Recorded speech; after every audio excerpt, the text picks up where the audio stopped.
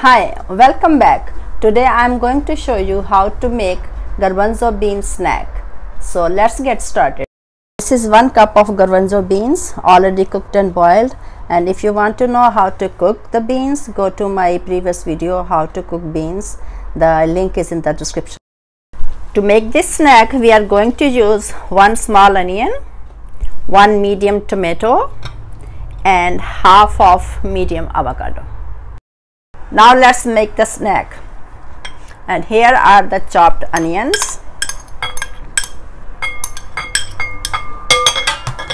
chopped avocado and chopped tomatoes.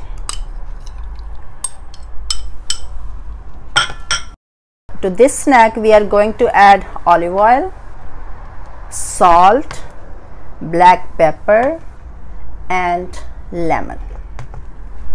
Now I am going to add 1 teaspoon of olive oil, salt to taste and black pepper to taste,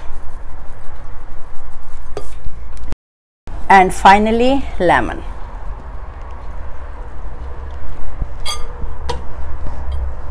And now I am going to mix it really well.